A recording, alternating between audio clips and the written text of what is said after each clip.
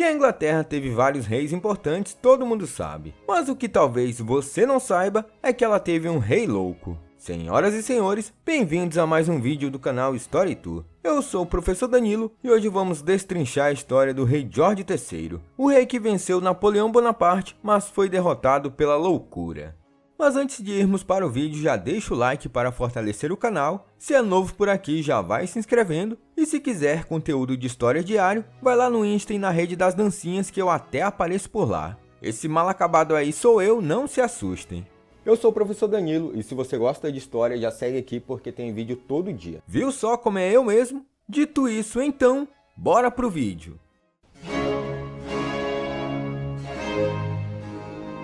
George III da Grã-Bretanha foi o terceiro monarca da dinastia de Hanover e continua sendo o rei que reinou por mais tempo na história britânica, só ficando atrás das rainhas Vitória e Elizabeth II. Suas 6 décadas no trono viram a criação do Reino Unido, a perda das 13 colônias americanas, mas a expansão maciça do Império Britânico em outros lugares e grandes vitórias como Trafalgar contra os franceses. A Grã-Bretanha do rei George viu mudanças sociais com o desenvolvimento da agricultura e as primeiras invenções da Revolução Industrial. As artes também floresceram, com o estilo georgiano da arquitetura varrendo as cidades e a chegada de grandes nomes da literatura como Lord Byron e Sir Walter Scott. Mas nem tudo eram flores. Na parte final de sua vida, o rei George sofreu de uma grave doença mental e seu filho assumiu o cargo de príncipe regente em 1811. Antes de sucedê-lo após sua morte como George IV da Grã-Bretanha. Mas faremos igual Jack o Estripador, vamos por partes.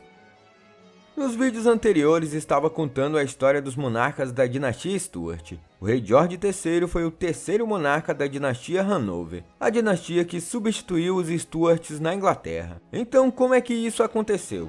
Bem, o rei George I da Grã-Bretanha tornou-se o primeiro governante hanoveriano na Grã-Bretanha em 1714. Isso após a rainha Ana não ter filhos, quer dizer, nenhum filho dela sobreviveu, já que ela teve 19 gestações. George era o eleitor de Hanover, um pequeno principado na Alemanha e o parente protestante mais próximo da rainha. Ele tinha uma conexão remota com a linhagem real dos Stuart, pois era descendente de Elizabeth Stuart, filha de James I da Inglaterra. George I foi sucedido por seu filho, que se tornou George II da Grã-Bretanha. George II não tinha um bom relacionamento com seu filho mais velho e herdeiro Frederick Louis, mas Frederick morreu em 1751, 9 anos antes de seu pai. George, o filho mais velho de Frederick, foi então escolhido como herdeiro do trono.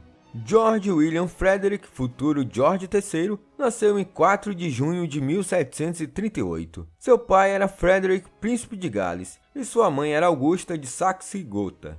O rei George II morreu em 25 de outubro de 1760, no Palácio de Kensington. O príncipe George tornou-se rei aos 23 anos, e também assumiu o título de eleitor de Hanover de seu avô.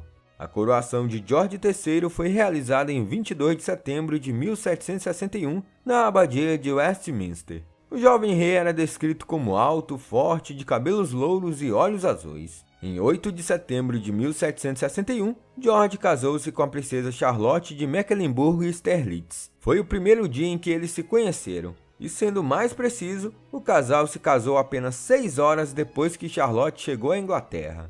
Ao contrário de seus predecessores na família Hanover, George permaneceu fiel à esposa e não teve amantes, embora fosse bastante difícil na vida doméstica.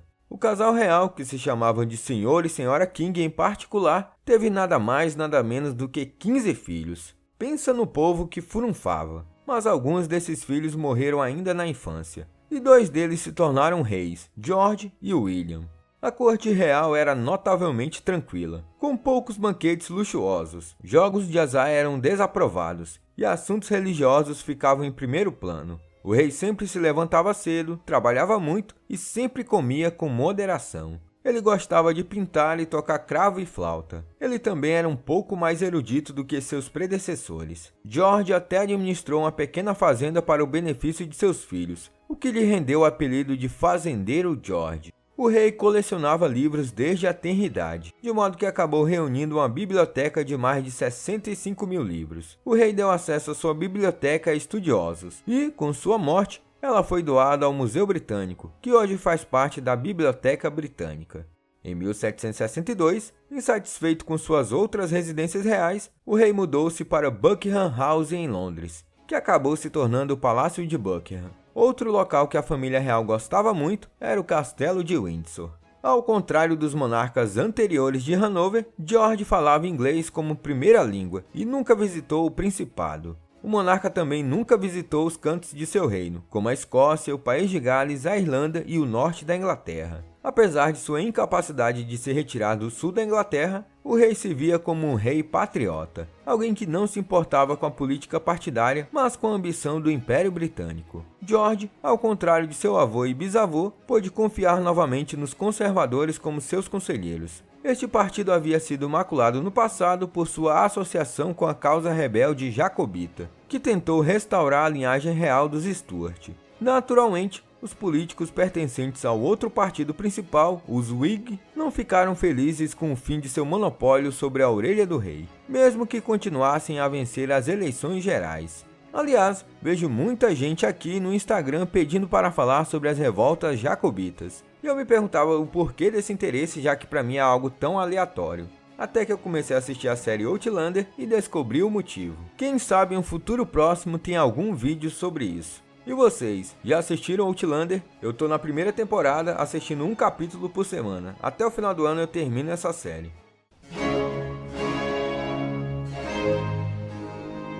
George assumiu o trono em um momento de expansão do Império, e não por acaso, ele enfrentou várias guerras e conflitos de grande magnitude. Um desses conflitos foi a Guerra dos 7 Anos. Essa guerra foi um conflito transeuropeu e intercontinental, que viu a Grã-Bretanha e a Prússia contra a Espanha e a França, e vários outros estados menores.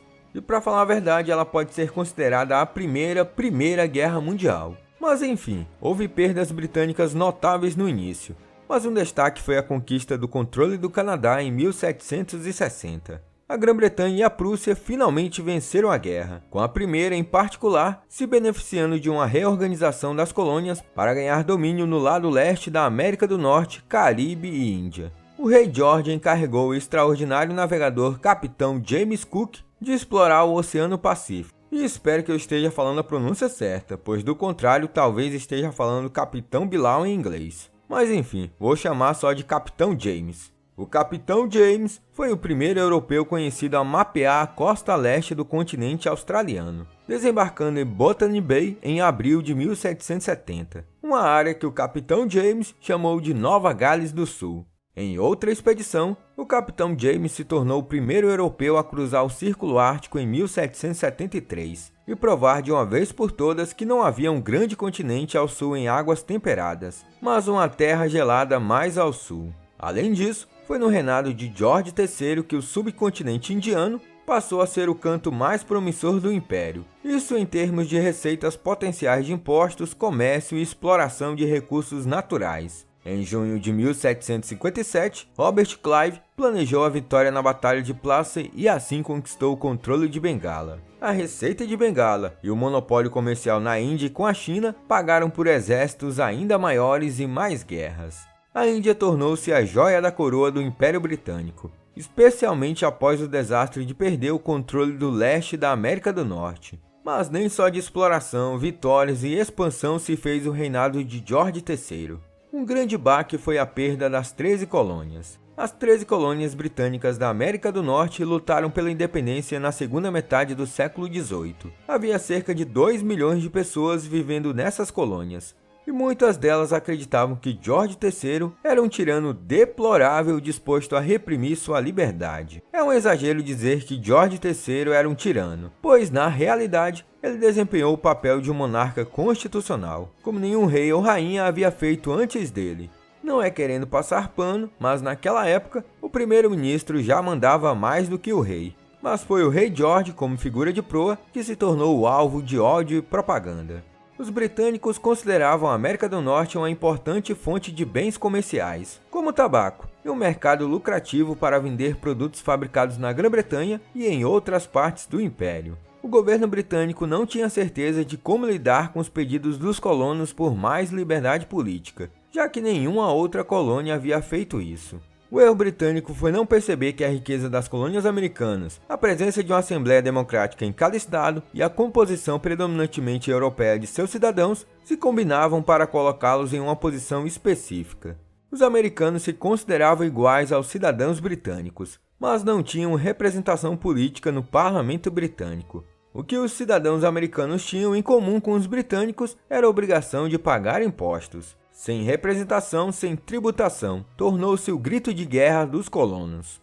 A situação piorou quando os impostos e taxas portuárias foram aumentadas na década de 1760, principalmente para ajudar a pagar a Guerra dos 7 Anos, guerra que as colônias acabaram se beneficiando com a derrota da França na América do Norte.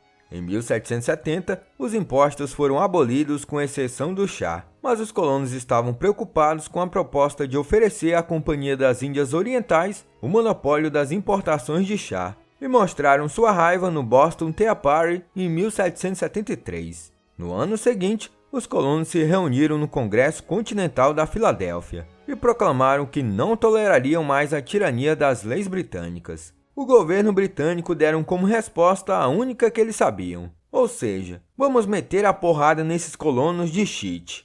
Em 1775, a Guerra de Independência estourou.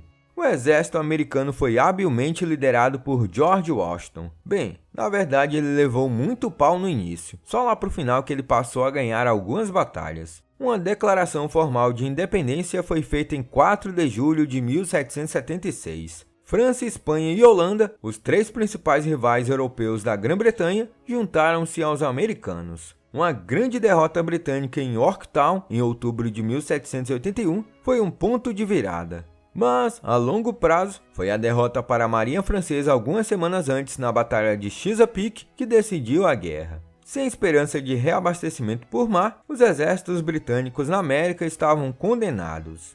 Em 3 de setembro de 1783, o governo britânico encerrou a guerra e reconheceu formalmente a independência das 13 colônias pelo Tratado de Versalhes. A crise fez com que o rei considerasse seriamente a abdicação. Ele até redigiu um discurso nesse sentido. Mas havia outros problemas e oportunidades para lidar em outros lugares. E o que se tornou os Estados Unidos, com George Washington como seu primeiro presidente, foi descartado como uma perda terrível. Era algo que podia ser compensado pelos ganhos na Índia ou em outros lugares.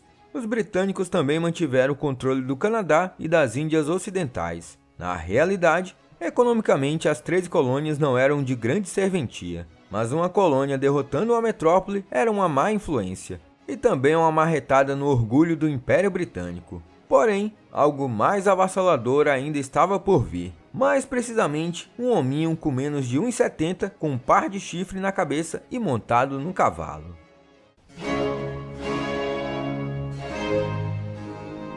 No final do século XVIII, os irlandeses estavam tão ansiosos para conquistar a independência quanto os colonos americanos. Talvez inspirados pelos eventos da Revolução Francesa, uma grande revolta eclodiu em 1798, que envolveu uma invasão francesa fracassada. Os rebeldes foram brutalmente reprimidos e 20 mil foram mortos. Em 1º de janeiro de 1800, o Ato de União criou o Reino Unido da Grã-Bretanha e Irlanda, ao fundir o parlamento irlandês com o de Westminster. O rei George não concordou com a proposta de emancipação dos católicos na Irlanda, onde eles não podiam participar do parlamento irlandês, e considerou permitir que os católicos entrassem no parlamento de Westminster, algo que era contrário ao seu juramento de coroação de proteger o protestantismo. O primeiro-ministro, William Pitt, o Velho, renunciou devido à posição do rei, mas somente em 1829 esse procedimento foi retirado. 1800 também foi o ano em que a monarquia britânica finalmente encerrou sua reivindicação ao trono francês, que remontava a Edward III ainda do tempo da Guerra dos 100 Anos. Falando em França, as guerras napoleônicas colocaram a Grã-Bretanha e toda uma série de aliados europeus contra sua velha inimiga, que na época estava sendo liderada por Napoleão Bonaparte. A Grã-Bretanha venceu a decisiva Batalha de Trafalgar na costa da Espanha em 21 de outubro de 1805, onde a Marinha Real era comandada pelo vice-almirante Horatio Nelson. Lord Nelson morreu no momento da vitória, mas Trafalgar significou que a Marinha Real permaneceu incontestada para policiar e expandir o Império Britânico pelos próximos 100 anos. um investimento substancial de longo prazo na construção naval, que havia começado na era elizabetana e foi expandida por Oliver Cromwell e depois pelos hanoverianos, valeu muito a pena, pois transformou a Inglaterra na Senhora dos Mares até o final da Segunda Guerra Mundial. Em terra, entretanto, Napoleão era imbatível, mas acabou sendo derrotado na Batalha de Waterloo em 18 de junho de 1815. Depois de toda essa história que narrei, vocês acreditam que o rei George é mais conhecido como Rei Louco? Isso porque no terço final de sua vida, ele começou a mostrar sinais de uma doença que acabou lhe afastando do poder. O rei começou a mostrar sinais alarmantes de instabilidade mental a partir do final da década de 1780. Ele costumava falar incessantemente e fazer acusações raivosas para aqueles ao seu redor, incluindo a própria rainha. Aparentemente incapaz de controlar suas explosões, ele foi visto uma vez em Windsor conversando com a árvore na crença de estar conversando com o rei da Prússia. Sintomas físicos como espuma na boca e olhos vermelhos sugerem que o rei pode ter sofrido de porfíria aguda, um tipo de doença hepática e sanguínea que afeta o cérebro e o sistema nervoso. Essa doença também pode ser agravada pelo estresse. Inicialmente, o rei se recuperou, mas a doença voltava periodicamente. Em 1800, como se não tivesse o suficiente para enfrentar, um homem chamado James Redfield tentou assassinar o rei enquanto ele estava sentado no camarote real de um teatro. Redfield disparou 2 tiros de pistola, mas errou o alvo pretendido. O rei então insistiu que a apresentação continuasse como antes. Por volta de 1810, e talvez devido à morte prematura de Amélia, sua filha favorita e mais nova, a loucura do rei voltou pior do que nunca. Os médicos reais foram bastante limitados em resposta à doença angustiante do rei. Quando a doença do rei piorou novamente, os médicos não fizeram mais do que tirar sangue de sua cabeça e prendê-la em uma camisa de força. Como o rei era claramente incapaz de governar, George, seu filho mais velho, com o consentimento do parlamento, governou como príncipe regente a partir de fevereiro de 1811. O rei passou a ter os cabelos compridos e a barba longa. Vivia recluso no castelo de Windsor. Depois ficou cego e quase totalmente surdo. Em 1818, a rainha Charlotte também adoeceu e ficou reclusa. Não demorou muito e ela também morreu. Devido ao estado do rei, é provável que ele não tenha sido avisado da morte da esposa. Aos 81 anos e tendo governado por mais tempo que qualquer outro monarca britânico antes dele, George III morreu de pneumonia em 29 de janeiro de 1820 em Windsor. O falecido rei foi enterrado na Capela de São Jorge no Castelo de Windsor. Ele resistiu a revoluções nas Américas, viu sua contraparte na França perder a cabeça na Revolução Francesa e supervisionou uma tremenda expansão colonial na Índia e no Pacífico. O rei também desempenhou seu papel na Revolução Agrícola e na Revolução Industrial, que trouxeram grandes mudanças e convulsões sociais, mas também os meios para que a Grã-Bretanha ocupasse um lugar como uma das nações mais importantes do mundo. O príncipe George, já com 58 anos, tornou-se George IV e reinou até 1830. Ele foi sucedido por seu irmão mais novo, William IV da Grã-Bretanha, que, por sua vez, foi sucedido por sua sobrinha, a Rainha Vitória. Olá, eu sou o professor Danilo. Obrigado por assistir esse vídeo. Se você gostou, se inscreva no canal, deixe o like e compartilhe esse vídeo. Se você estiver pensando em ajudar o canal, você pode ajudar de 3 formas. Tornando-se um membro, clicando no botão Seja um Membro aqui embaixo desse vídeo, apoiando na nossa campanha no Apoia-se, clicando no link do comentário fixado. No mais, é isso. Até mais!